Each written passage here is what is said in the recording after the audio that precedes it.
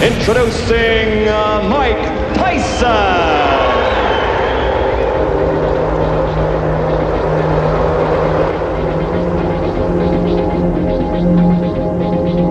I want a good, clean, hard fight.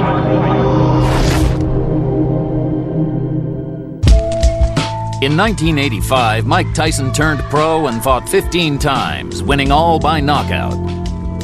Many of these opponents had stronger records and more experience than the 19-year-old, but they failed to challenge him. In 1986, the spotlight on Tyson increased dramatically, as did the quality of his opponents. His 20th fight was against James Tillis, who'd fought for the heavyweight title in 1981 and whose few losses were to champions. This fight is a significant moment in the history of the Dynamite Kid.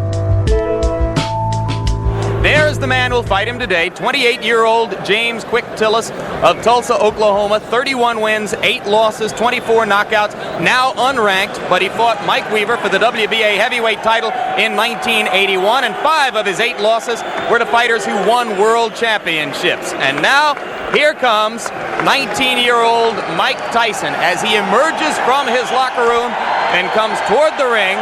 You will note one of the characteristics which sets Tyson apart. He wears no robe. He wears no socks with his boxing shoes. He says that makes him feel more like a warrior, more like a gladiator as he entered the ring. He'll be 20 years old on June 30, can eclipse Floyd Patterson as the youngest heavyweight champion of all time if he wins the title anytime before May 5, 1988. And there is already discussion behind the scenes in boxing of a possible match between Tyson and WBC heavyweight champ Trevor Berbick as early as December of this year. But first, he must get by this fight against James "Quick" Tillis. Promoters proudly presents the main event. 10 rounds of boxing in the heavyweight division. Your referee is Joe Cortez from New Jersey.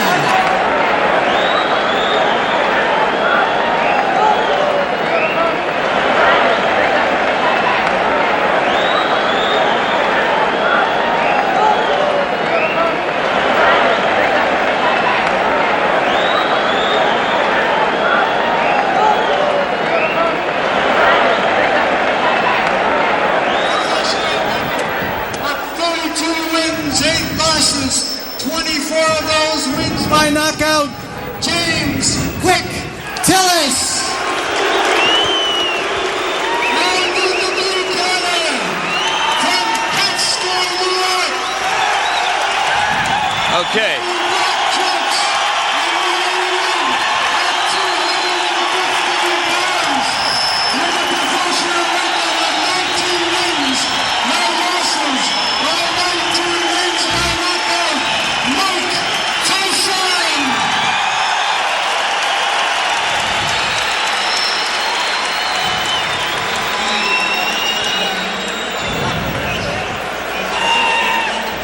Back in Glens Falls, New York, as you look at the tale of the tape between these two heavyweights, the significant stat there, both fighters entered the ring somewhat lighter than in their more recent appearances. Tyson, in his last fight against Steve Zowski, was over 220 pounds, today at 215. And Tillis, in his most recent bout with Terrell Biggs on January 25, fought at over 214 pounds. Today he is 207 3/4. The referee is Joe Cortez. There are 3 judges who will score the fight on the round system with supplemental point scoring in case of a draw. 3 knockdown rule is in effect. No standing 8 count. The mandatory 8 count is in effect. Tyson in the black trunks and James "Quick" Tillis in the white. Customarily, Mike Tyson does not feel his opponents out in round 1. He tries to take them out. He tried to take "Quick" Tillis out with that first punch he threw, and Tillis showed why he may be a little bit different. He moved right out of the way of it, and Mike missed by quite a bit. The key to the fight will be Tyson cutting off the ring and pinning Tillis in corners and on the ropes like he did right there. "Quick" Tillis is 7 pounds lighter than when he fought Terrell Biggs. That would indicate, the look of him would indicate he's in much better condition. I think the postponement allowed him to get in better condition, will allow him to move more. The question is, how long can he move? His record is he's dangerous early, Jim. can hurt you with either hand early in a fight, but has always faded and tired badly.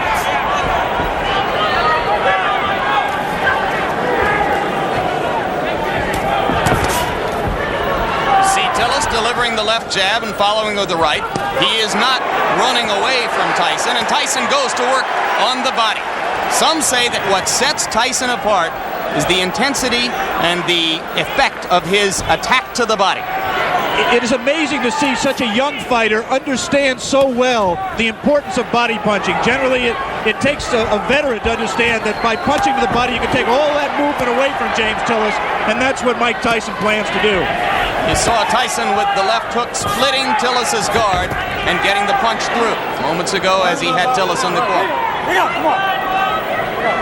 Joe Cortez, the referee, the only one of the 3 judges in Las Vegas a few weeks ago who scored the Larry Holmes-Michael Spinks fight in favor of Holmes. That was an excellent right uppercut by Quick Tillis, which is a punch that should be effective against someone who comes in burrowing in like Tyson does. For some reason, Tillis landed. He was so shocked he grabbed.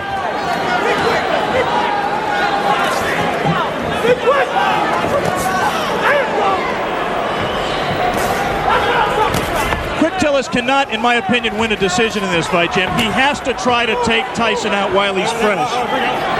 You see that Tillis grabs Tyson behind the head when he ties a fighter up. He customarily does it by tying them up behind the head.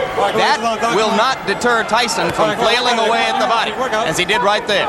And Joe Cortez, the referee, quite properly did not break the fighters because Tyson's hands were not tied up.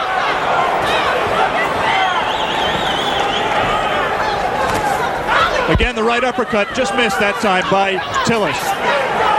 Late in round 1. A round in which Tillis has not acquitted himself too badly, as he has managed to stay away from Tyson's thunderbolts, although he just took a right hand.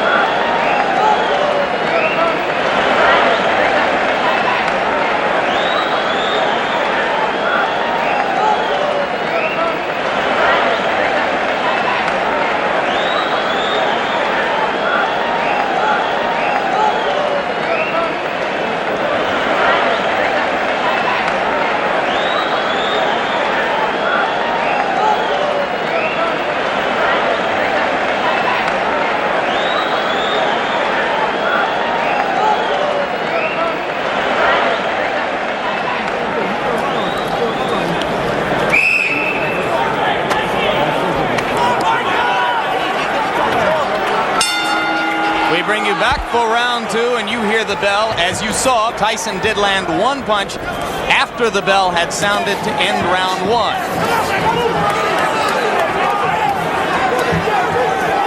Most people in boxing, if they're looking for a way to beat Mike Tyson, believe it will be done by a fighter who is able to move and punch effectively on the move, as Henry Tillman did in winning 2 fights from Tyson in the Olympic trials as amateurs. All right, bring out, clean. Come on. Tyson just landed 2 solid left hands. The difference, obviously, is here Mike Tyson has 10 rounds to wear down his opponent. He had to go all out in the 3 rounds amateur limit. Lost to Tillman in the Olympic trials. Right hand lands flush on the cheek of Quick Tillis, but that was an extended right hand. He was not in close enough to do maximum damage. Yeah, but he's not letting go of Mike Tyson. He might be shaking his hand, which generally means that he was hurt by the punch, even though it was, as you say, extended.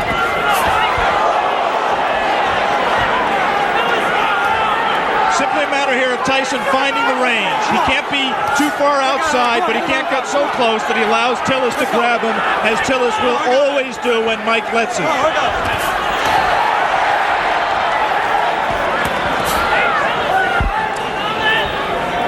Tyson can be hit. He was openly disappointed with the number of times that Steve Zowski landed on him in his last fight. Any custom auto-trained fighter prides himself on his defense. And Mike really was disappointed that Zowski hit him with some right hands, really silly right hands that he should not have been hit with. It was just a loss of concentration. The right hand by Tillis was blocked there. jab by Mike Tyson, a rare punch for him in his first 19 fights, a punch that he is smart enough to know that he's going to need if he's going to move up to world-class competition. He's been using it more in training and says that we'll see a lot more of it in this fight. He just tried it there till Tillis knocked down 2 of them.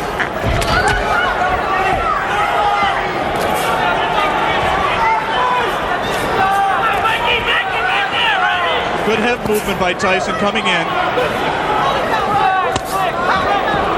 For the moment, Tyson is not nearly as busy as he has been in some of his previous fights against much lesser opponents. No doubt a sign of the respect that he must have for a fighter of Tillis' experience. There's the punch that, in my opinion, is going to win the fight for Tyson. It's that right hand to the body.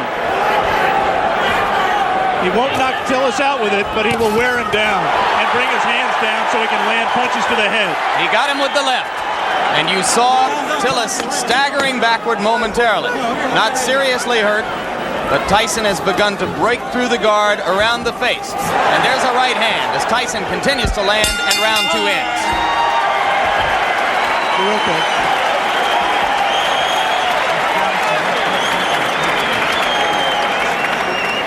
From the beginning, that's why I like that. Turn the supersonic on. Stop to the right hand. You're throwing the uppercut. You're throwing the uppercut. You're landing it, but you're not throwing the hook behind it. He's hooking for the hook and you land the uppercut. Okay? Double with your jab. Take that half step and you throw the right hand. Okay, baby? There's a good shot to the body on this too. Seconds out. Seconds out. Back in Glens Falls, New York for the beginning of round 3. More than 8,000 people here in the Glens Falls Civic Center. Almost all of them rooting for the fighter that Upper New York State thinks of as its own Mike Tyson. Right now, all of the aggression is out of Mike Tyson. He is keeping his distance. He's trying to learn how to box with James Quick Tillis. It is not, or has not been to date, his fight. So if Quick Tillis has done nothing else, at the present time, he's taken Mike Tyson out of his game plan. Tillis tying Tyson's left arm up there. Tillis' trainer and co-manager Bo Williford said that he had been working with him for the last 6 weeks on tying up Tyson's arms. But that time, Tyson got the left hand through again after ducking a Tillis punch. Just one punch for Mike, and that's not typical. He has to put punches together when he gets inside. Keep busy. Outstrength Tillis on the inside and let his hands go. He is being considerably more careful than in his previous 19 appearances. Remember against Jesse Ferguson, look at the hand speed by Tyson. That's one of the things that's astonishing, to see a man of this size and this build with such quick hands.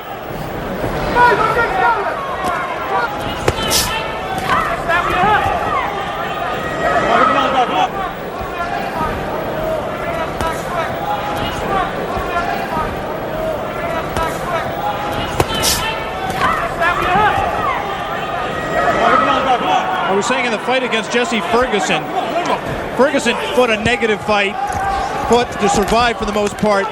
The punch that turned the fight around was a combination, actually, a right to the body and then doubling with it, coming right up the middle. Let him go. Looks to me like Tillis is open for an uppercut up the middle the same way. Come on, get those arms out. Come on, work out of there. This is an important learning experience for Mike Tyson. He's going to have to be able to handle a Quick Tillis to get to the top of the even. He is right now. Tillis is making the mistake of trying to trade with Mike Tyson. He should be moving off the ropes. Instead, he got into a little bit of macho there, and Quick Tillis is not going to be around long fighting that way. Again, he scores with a right uppercut. Does Quick Tillis. Repeatedly, Tillis has scored with the right uppercut. But Tyson is beginning to wear down Tillis' defenses, particularly when he catches him against the ropes and then releases the hands. Round 3 coming to a close, and Mike Tyson warms to the task once again as the round comes to a close.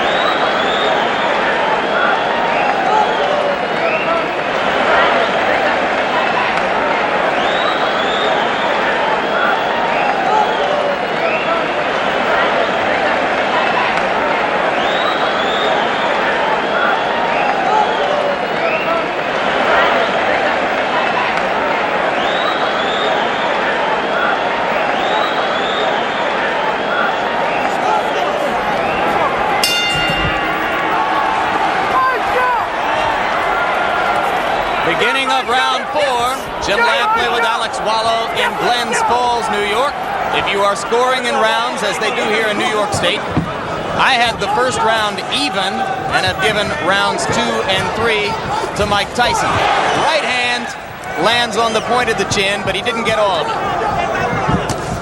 And a good left hook by James Tillis. And again, inexplicably, Quick Tillis grabs after he scores the best punch he scored in a couple of rounds. You should put punches together, punch in combination, and he might give Mike Tyson more trouble than he wants. He also can't lunge in with that left hook like that because he's going to get caught. And having felt what Tillis has to offer in the way of the uppercut and that one left hook which scored, Tyson now appears to be a little less shy about stepping up inside. Tillis is landing punches. He's landing hard punches, and interestingly, Mike Tyson is taking them. I mean, he doesn't want to get hit with them, but one of the questions about him, as it is with all developing fighters, is can he take a punch? Quick Tillis has had people like Carl Williams on the deck twice, Greg Page on the deck, Marvis Fraser hurt. He can punch when he's fresh like this. Switches left-handed. Tillis is a converted southpaw. Punches hardest with his left hook. Fought as an amateur. Fought as a southpaw as an amateur. Turned around in the middle of his amateur career.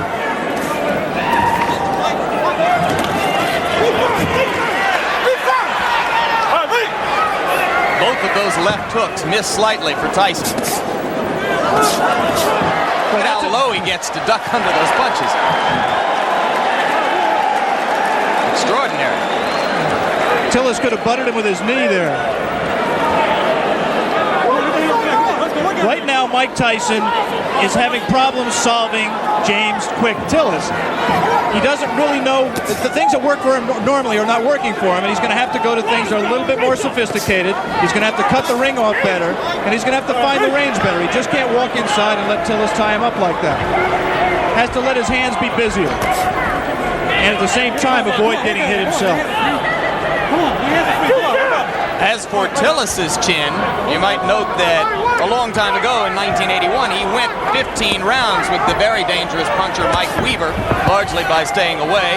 But on the other hand, he suffered a technical knockout in the first round against Tim Witherspoon 2.5 years ago. You'd have to say that is a fluke, the loss to Witherspoon. Tillis claims he slipped on some water in the corner and was distracted before he got punched. Again, he lunges in and gets caught! The left hand drops Tillis onto the seat of his pants as round 4 is coming to a close. I'm not so sure that his right foot wasn't stepped on, causing that knockdown. There was definitely a punch, but I believe that Tillis's right foot was stepped on by Tyson at the moment the blow landed. All right, let's stay right here and take one more look at the knockdown. I'm clearly wrong. That was just a clean punch. He was off balance. We said that Tillis could not lunge in with the left hook. He lunges in with the left hook. Tyson very cleverly slips it, comes back in a punching position and lands a left hook. That was not the full power of Mike Tyson, but Tillis had lunged, was off balance, and he was able to drop it. There is the Tyson corner. You see Kevin Rooney in the year of Tyson, another custom auto-trained fighter.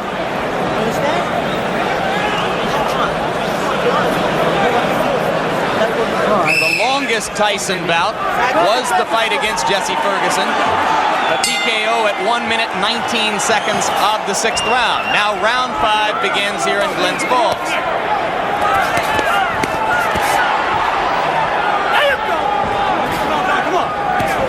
Tillis still willing to trade leather with Tyson. I don't think that was a punch. The knockdown punch was a punch that hurt Quick Tillis. It definitely got his attention, but he wasn't debilitated by it. It's not that was not looking. Did not look to me to be the beginning of the end. He might have learned not to lunge so badly with the left hand, though. And there you see Tyson whacking away to the rib cage with the right hand. Again, Cortez warns Tillis for holding behind the head. Tillis switches briefly to southpaw and goes back. And again, he holds behind the head. Mike Tyson is not doing his job in those clinches. His hands are free, but he isn't using them. Right there, there's no reason for Mike not to rip punches to the body. We talked about his ability as a body puncher. He has it. He just isn't using it. Watch inside, man. Watch inside. All right, break up. Let's go, step back.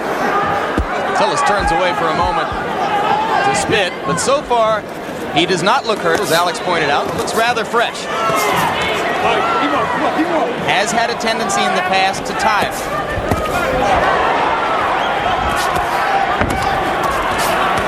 This is not a good round so far for Tyson, who is missing more punches than he lands.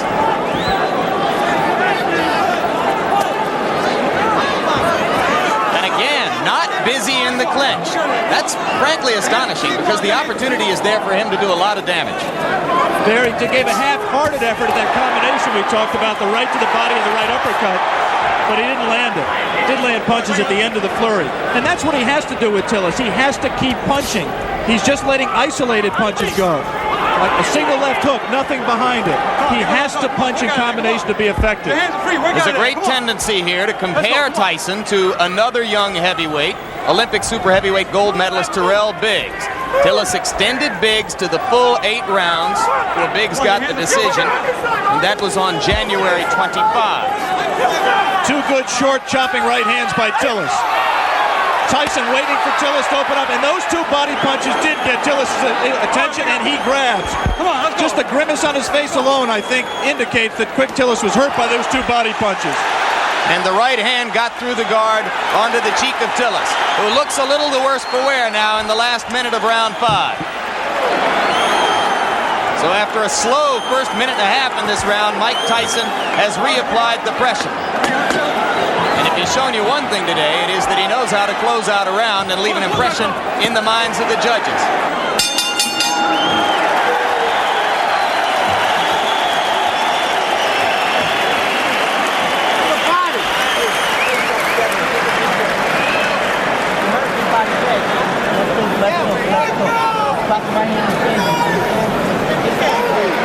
Spirit time.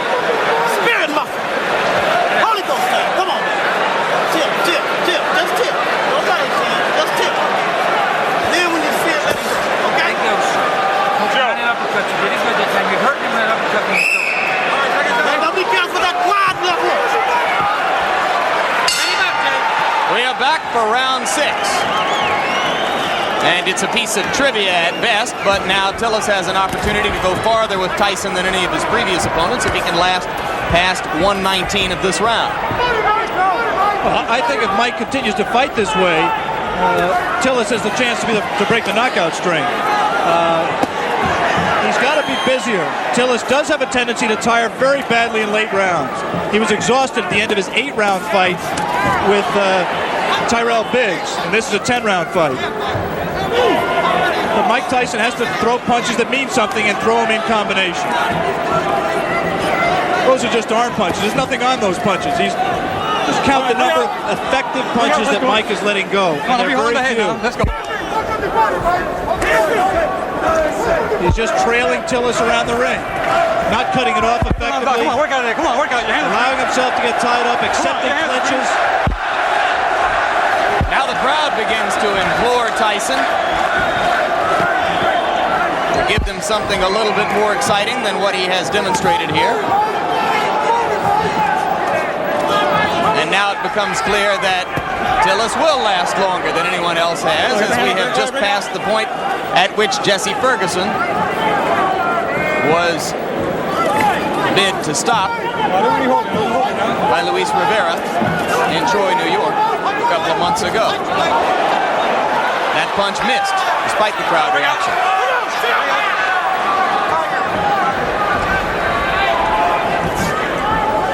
Since we are talking about the possibility of the fight going the distance, scoring at the halfway point,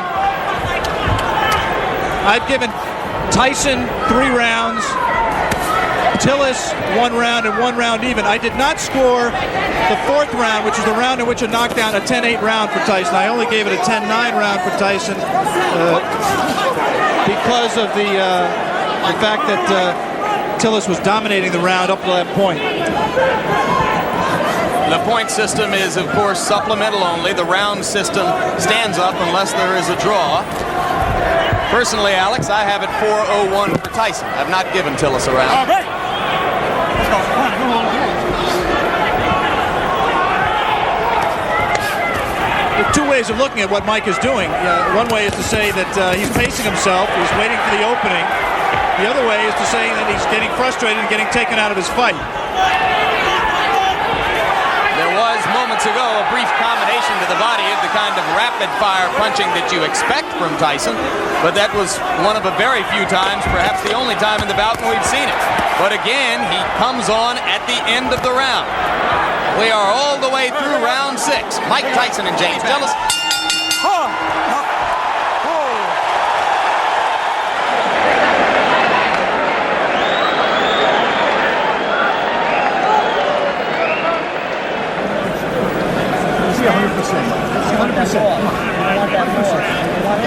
More sevens. Get out there.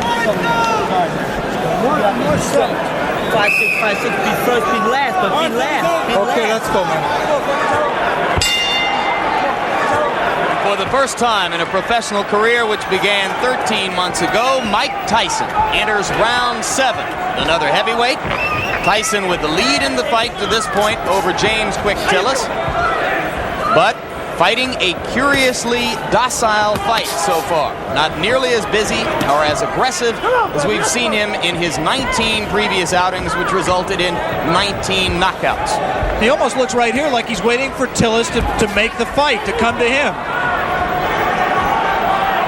In case you've just joined us, it is Tillis, the fighting cowboy from Tulsa, Oklahoma, in the white trunks, Tyson in the black. Tyson co-managed by Jim Jacobs and Bill Caton. Tillis co-managed by Bo Williford and Gary Bentley. One curious thing that we learned before the fight about Tillis' condition, we said he's always tired late. Bo Williford and Gary Bentley found out after the Biggs fight, through the doctor's examination, that James Tillis has a number of allergies. Among them, allergic to milk, citrus, and wheat, which could make things difficult for a fighter who, on the day of a fight, eats wheat cakes, drinks milk, and orange juice. Let it go, come on, let it go, James. We have to assume that that was not his pre-fight meal today. He actually was eating mainly cranberry juice. But it has helped his stamina, and I think he also trained harder for this fight. He realizes this fight means everything to him. He has lost 4 of his last 5. And Bo Williford told me last night that if Tillis were to be knocked out today and wanted to continue as a fighter, he would do so without the help of Bo Williford. Yeah, this is career time for James Quick Tillis. Incidentally, if you're not a boxing fan and Tillis looks familiar to him, you may have seen him in the movie The Color Purple, where he had a brief part as Henry Buster Broadnax in the juke joint scenes.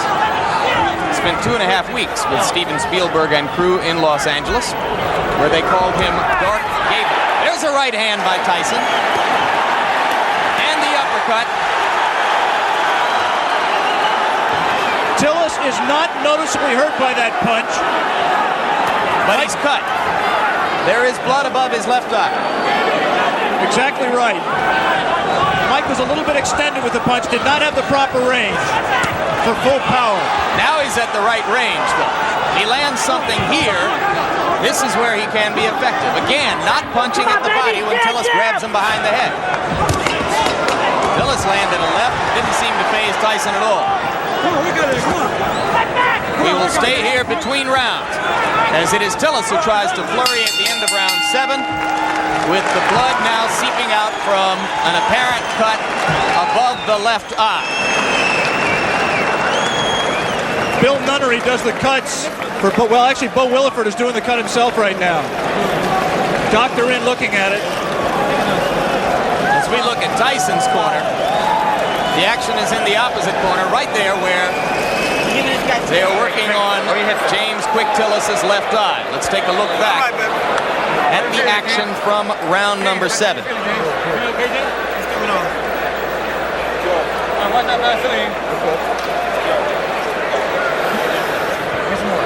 You see what Tyson did there. He scored the right hand to the body, missed with the right uppercut that we thought he could land if he kept throwing it, but continued to punch. And eventually that will pay dividends. He has to continue to back up Tillis and continue to cut the ring off on him to be able to score effectively. I want to give James Quick Tillis credit. He's been in with a tough young bull, and he's fought harder and stronger really than I've ever seen him fight in his career, including the time he fought for the title. He is showing something that a lot of people have questioned over his career, and that is his heart. He's cut, he's taken some brutal punches, and he is fighting back, moving and still trying to win this fight. One of the greatest trainers in the history of the sport openly questioned Tillis' heart while he was working with him. Angelo Dundee worked with Quick Tillis for the Weaver fight and some subsequent fights. He finally just gave up. He said James had no spirit to fight. Tillis told us in the pre-fight interview that he found that spirit. Didn't know why he'd never had it, but said he found it for this fight. He was going to be a different fighter, and he has been. You cannot question his courage or his commitment today. He has been there from the opening bell. He has not run away as he did 15 rounds against Weaver in 1981.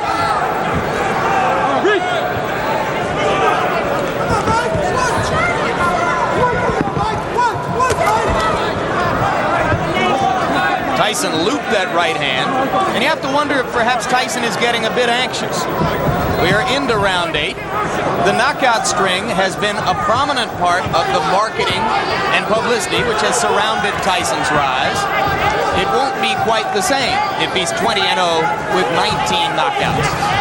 There's no question that up till now, if the fight continues this way and goes to a decision, Tyson, in my opinion, will win the decision, but the Mike Tyson mystique will suffer. He has not scored a knockout. He has not really hurt Quick Tillis, even though he has knocked him down and cut him. And he's let Tillis stay in the fight when other fighters, such as a Tyrell Biggs, really had Tillis out of the fight and in more trouble. In fairness to Tyson, we should repeat, Tillis appears to be in much better condition for this fight. Could that, in fact, Alex, be good for Mike Tyson? Yeah, I think ultimately you're exactly right, Jake. This kind of a fight is absolutely essential to his learning experience. It's obvious for a fighter who punches with as much power and who places as much of his fight plan on power as Tyson does, that any kind of movement cuts down on his power because it doesn't let him set himself as well. It was inevitable that he was going to have to learn how to fight a guy who could move and box. It's good that he's fighting one like Quick Tillis to get that learning experience. And maybe if he has to go to decision to win the fight, then there won't be as many people asking every day, when are you going to fight for the championship of the world? Those same people who are questioning his chin and his ability to go rounds will turn around now, since he's demonstrated that he has not gotten exhausted and he's taken good punches, will now turn around and say, well, he can't punch. Mike Tyson just went left-handed, and that was decidedly left-handed. It's the first time he's been that committed to a left-hand stance since his 4th professional fight. It means he's a little bit confused, a little bit frustrated, and he's willing to try anything new right now.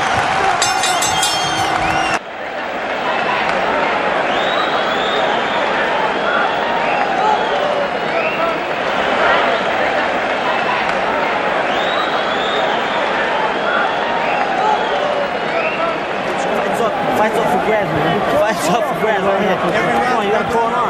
Jab, get in. Put pressure on behind the jab. Don't walk straight in. You're not moving your head. Get the jab. You're not gonna move your head. You gotta punch. You gotta just keep punching. Exchange with this guy. Yeah, we can hear that now. You move your head. Come up, punch. Fight wide open.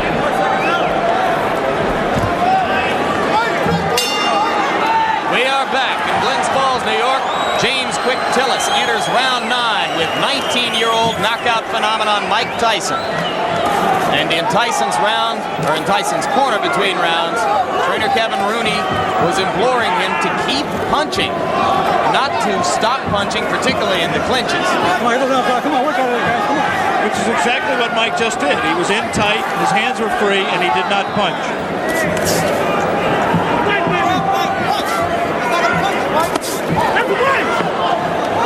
This Mike Tyson looks very much like the Mike Tyson who lost 2 close decisions to Henry Tillman in the heavyweight trials for the Olympic Games in 1984. He is confused by the movement. The movement does not allow him to hit a stationary target, and therefore he can't set himself as well. We have not seen the evidence of the jab that Mike Tyson said we would see. And Henry Tillman recently scored a first-round knockout over Bash Ali in a cruiserweight fight. Could he be, in his own way, Alex Wallow, progressing at just as impressive a rate as Tyson? Well, Henry Tillman was very impressive winning the North American Boxing Federation Cruiserweight title by scoring a sensational first-round knockout over Bash Ali, as you pointed out. It's difficult to judge. First of all, I haven't seen all of Henry Tillman's fights. And second of all, he hasn't fought in the same division as Mike. He's been fighting as a cruiserweight. There's not as much talent down there. It's difficult to say. I was very impressed with Tillman against Bash Ali. He will be inevitably a future opponent of Mike Tyson, as will Terrell Biggs and a number of other these young heavyweight prospects. Coming up immediately after this fight, our coverage of the Kentucky Derby, beginning of ABC Sports' run through the Triple Crown this spring. Right now we are in round 9. Mike Tyson well ahead in the scoring, or so we would judge it, against James Tillis, but looking for a knockout to keep his 19 knockout string alive. I'm not sure he is looking for a knockout, Jim. He certainly isn't fighting like someone who is. It's possible that, number one, he doesn't know how to knock Tillis out. Tillis has presented a problem to him in terms of power punching that he can't solve. But secondly, it's also possible that Mike Tyson is interested in how he is going to react to fighting rounds. He's heard all the doubters say he can't go 10 rounds or 15 rounds, and maybe he's in the back of his mind trying to find out exactly how he is going to respond in that kind of a fight that he is in no danger, in my opinion, of losing. Maybe in the front of his mind. 22 seconds remaining in round 9. More and more it looks as though Tillis is going to be able to go the distance. And Tyson again is not busy during the clinches when his hands are free and he has a chance to punch. Landed a right hand on Tillis' nose, but again from a long enough distance that it didn't damage Tillis.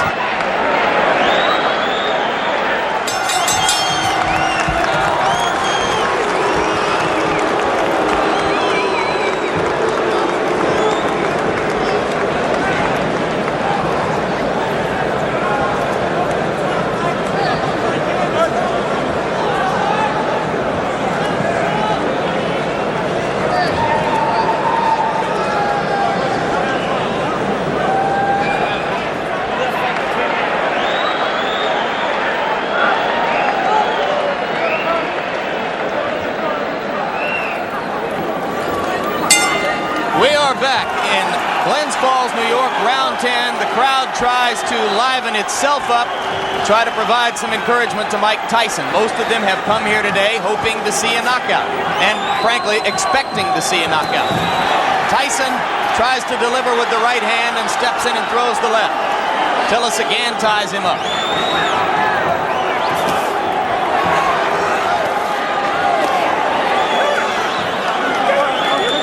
James Tillis is still a dangerous fighter. This is the most power and zip he's had in his punches at this late stage in a fight that I can ever remember. Tyson knows it, and I just don't think he's going to take any unnecessary chances. You can be sure he wants to keep the knockout string alive.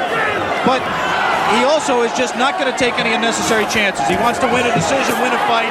He'll be 20-0, still undefeated, and in his mind, I think, still well on his way to a heavyweight championship. Could Tillis have revived his career somewhat, even with a loss, if he stands up? Well, this certainly is a respectable showing, and there certainly will be notoriety to the man who broke Mike Tyson's knockout string, especially if Mike resumes the knockout string after this fight. Always difficult to know why a crowd is booing. You can't psychoanalyze 8,000 people. I think it's possible that they're disappointed in Mike's performance. They came here wanting to see him do what he's done in his previous 19 fights, and he doesn't appear at this point to be going all out to satisfy them. Landed the left hand, but Tillis stood right there. Cut is no longer a problem. It has been effectively stopped. Tillis comes straight in.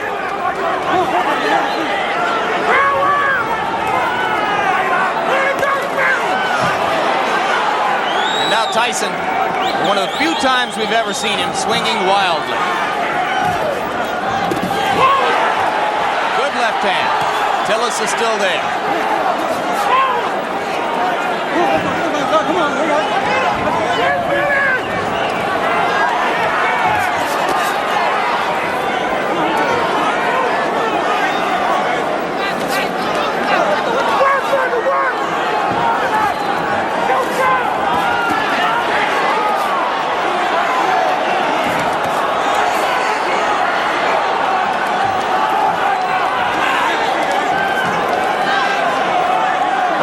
Very little doubt about the decision here. The scoring might be slightly different in Tulsa, Oklahoma.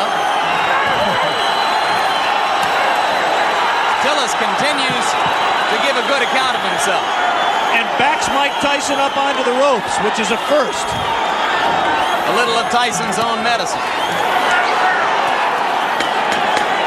It will be interesting to see how Mike reacts to this. Closing with a flurry. The bell is going to sound.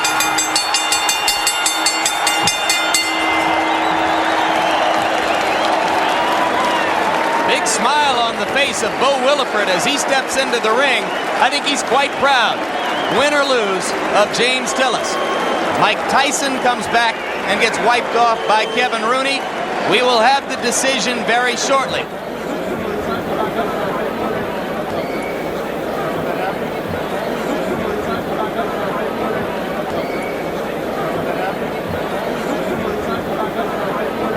In the middle of the ring announcer Paul LaFleur with the decision. Ladies and gentlemen, here is the official score.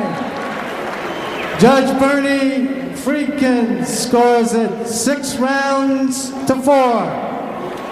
Judge Al Reed scores it 6 rounds to 4. Judge Tony Moretz scores it 8 rounds to 2. Decision and still undefeated, Mike Tyson. So for 19-year-old Mike Tyson, moved the record now to 19, or make it 20 wins, no losses, 19 of them by knockout.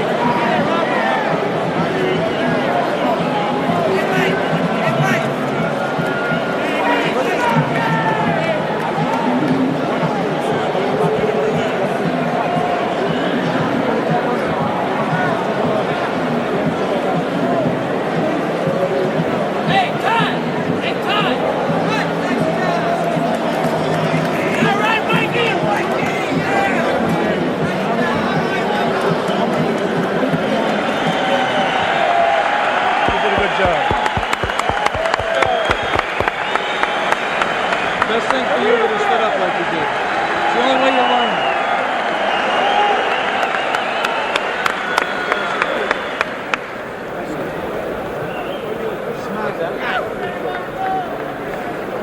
Mike, your reaction to your performance? Well, I thought myself it was the best performance in the sense that I went 10 rounds and I don't feel tired at all. But I was just a little leery about going to 10 rounds. Even though I was sure I could go, but I just was a bit leery about going there. And now that I know I can go to 10 rounds, I fought a guy that people don't understand was up for this fight. To the best of his life, he was in the greatest shape of his life, and he was prepared to fight. Mike, my main criticism of your performance would be that you didn't put punches together like we've seen you do in the past. Was his movement a problem? No, it's not that the movement was a problem. It's just that I was a little leery about the rounds, and he was running. And I knew it was looking good to the crowd that he was doing something, but I know from professional fighting, he can't win a fight by running. How disappointed are you that the knockout string is over? Not at all. If anything, I feel relieved, and I'm confident if I wanted to, I could have knocked him out. You have always said that Cuss was always critical of your performances. What do you think Cuss would have said about today's performance? Well, I got hit with punches that I had no business getting hit with. But other than that, my objective is not to get hit with any punches, but as you see, I take them like a professional. It doesn't faze me. Good learning experience. Good luck down the road, Mike. Thank you very much, Prince. Mike Tyson was exceptional, wasn't he? He's one of those who come along, he was brilliantly trained and managed. I don't mean that was why he was so great. He'd have probably been great if he was thrown in with anybody at any time. But on the other hand, he was well looked after and well taught, I had some time for Tyson. His behaviour at times could be questioned, I know, but not necessarily in the ring. I mean, all right, he wasn't the cleanest fighter of all, but I mean, that doesn't mean anything. You know, you can be the cleanest fighter and you can't fight a lick, so you may as well be the roughest fighter and get away with it, which he did. You know, well, obviously we always liked watching Mike Tyson because you never knew what was going to happen with him. He was totally unpredictable, really, other than that, sure, he'll win, you know. But Tyson was exceptional. He was, to use the word animal might be a bit of disrespect, really, but he certainly was in the ring. I mean, he feared nothing and he did everything. If he could get away with it, he did.